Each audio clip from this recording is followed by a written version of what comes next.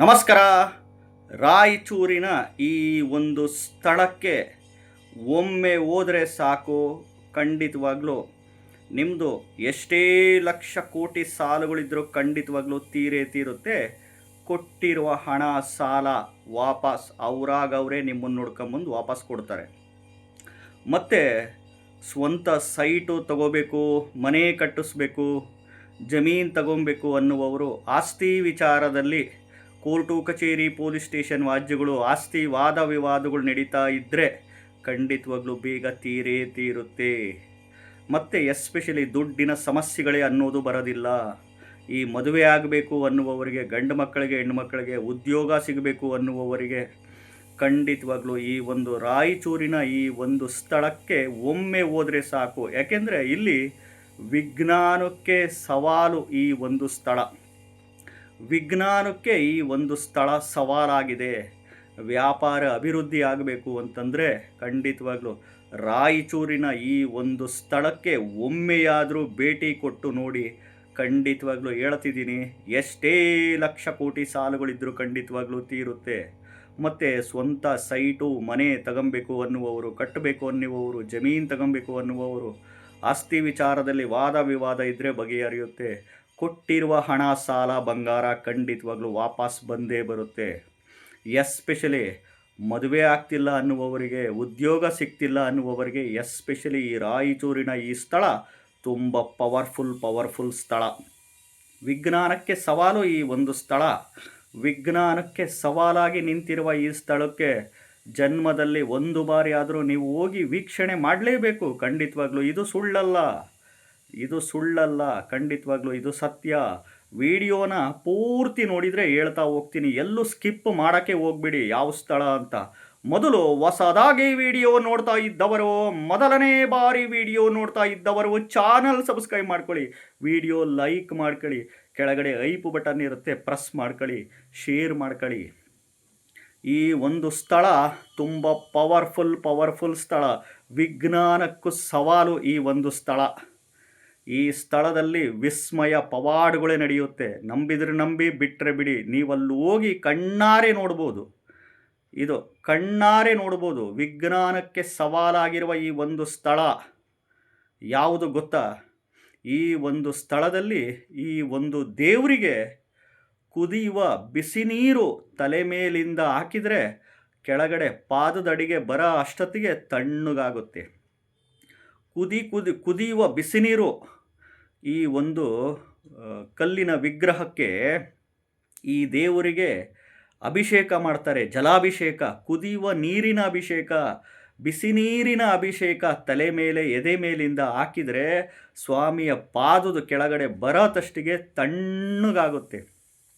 ಅದೇ ಕುದಿಯುವ ಬಿಸಿನೀರು ಡೈರೆಕ್ಟಾಗಿ ಪಾದಕ್ಕೆ ಹಾಕಿದರೆ ಬಿಸಿಯಾಗೇ ಇರುತ್ತೆ. ನೋಡಿ, ಇದೇ ವಿಸ್ಮಯ. ಇದಕ್ಕೆ ವಿಜ್ಞಾನಿಗಳೆಲ್ಲ ಹೋಗಿ ಸೈಂಟಿಸ್ಟ್ಗಳು ರಿಸರ್ಚ್ ಮಾಡಿದ್ದಾರೆ, ಆಗಿಲ್ಲ. ಏಕೆಂದರೆ ತಲೆ ಮೇಲಿಂದ ಜಲಾಭಿಷೇಕ, ಕುದಿಯುವ ಬಿಸಿ ನೀರು ಈ ಒಂದು ಕಲ್ಲಿನ ವಿಗ್ರಹಕ್ಕೆ, ದೇವರಿಗೆ ತಲೆ ಮೇಲಿಂದ ಅಭಿಷೇಕ ಮಾಡಿದರೆ ಪಾದಕ್ಕೆ ಬರತಷ್ಟಿಗೆ ತಣ್ಣಗಾಗುತ್ತೆ. ಈ ಒಂದು ಯಾಕೆಂದರೆ ನಾವು ಮೇಲಿಂದ ಅಭಿಷೇಕ ಮಾಡಿದಾಗ ಕೆಳಗಡೆನೂ ಪಾದದಲ್ಲೂ ಬಿಸಿನೇ ಇರಬೇಕಲ್ವ. ನೋಡಿ, ಇದೇ ವಿಸ್ಮಯ. ಇದನ್ನು ನೋಡಲಿಕ್ಕೆ ಲಕ್ಷಾಂತರ ಜನರು ಹೋಗ್ತಾರೆ. ಪರೀಕ್ಷೆ ಮಾಡೋಕ್ಕೆ ಅಂತಲೇ ಹೋಗ್ತಾರೆ. ಖಂಡಿತವಾಗ್ಲೂ ರಾಯಚೂರಿನ ಈ ಸ್ಥಳದಲ್ಲಿರುವ ಈ ಒಂದು ಕಲ್ಲಿನ ವಿಗ್ರಹ ಯಾವುದು ಗೊತ್ತಾ? ಅದು ಲಕ್ಷ್ಮೀ ವೆಂಕಟೇಶ್ವರ ಸ್ವಾಮಿ ದೇವಸ್ಥಾನ. ರಾಯಚೂರಿನಿಂದ ಗಬ್ಬೂರು ಗ್ರಾಮದಲ್ಲಿ ಬರುತ್ತೆ. ರಾಯಚೂರಿಂದ 30 ಕಿಲೋಮೀಟರ್ ದೂರದಲ್ಲೂ ಬರುತ್ತೆ ಲಕ್ಷ್ಮೀ ವೆಂಕಟೇಶ್ವರ ಸ್ವಾಮಿ ಸನ್ನಿಧಿ ದೇವಸ್ಥಾನ, ಗಬ್ಬೂರು.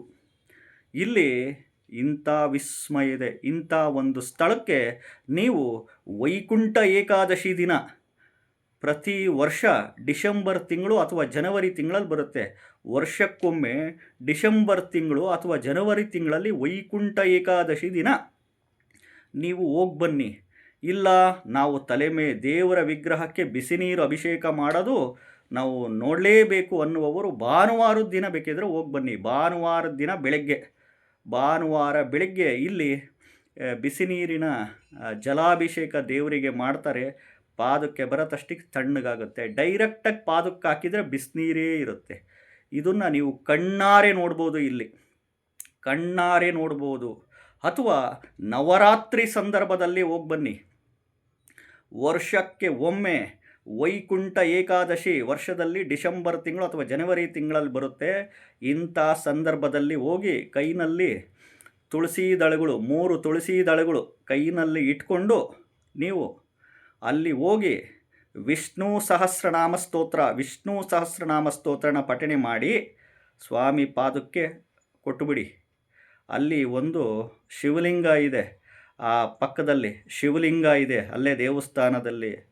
ಅಲ್ಲಿ ಶಿವ ಸಹಸ್ರನಾಮ ಸ್ತೋತ್ರ ಬಿಲ್ವ ಪತ್ರೆ ಕೈನಲ್ಲಿ ಇಟ್ಕೊಂಡು ಶಿವ ಸಹಸ್ರನಾಮ ಸ್ತೋತ್ರನ ಪಠಣೆ ಮಾಡಿ ಶಿವನಿಗೆ ಒಂದು ಹಾಕಿಬಿಡಿ.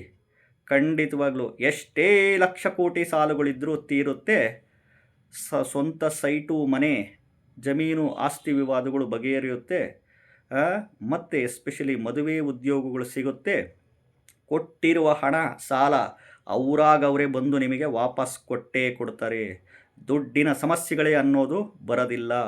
ವ್ಯಾಪಾರ ಅಭಿವೃದ್ಧಿ ಆಗಲಿಕ್ಕೆ ನಂಬರ್ 1 ಸ್ಥಳ ಇದು. ವರ್ಷದಲ್ಲಿ 1 ಬಾರಿ ವೈಕುಂಠ ಏಕಾದಶಿ ದಿನ ಹೋಗು ನೋಡಿ. ಭಾನುವಾರ ಇಲ್ಲಿ ಬಿಸಿ ನೀರಿನ ದೇವರಿಗೆ ಅಭಿಷೇಕ ಮಾಡ್ತಾರೆ. ಭಾನುವಾರ ಬೆಳಿಗ್ಗೆ ಹೋದರೆ ನಿಮಗೆ ಅಲ್ಲಿ ಅಭಿಷೇಕ ನೀವು ನೋಡ್ಬೋದು. ಚಾನಲ್ ಸಬ್ಸ್ಕ್ರೈಬ್ ಮಾಡ್ಕೊಳ್ಳಿ. ನಮಸ್ಕಾರ.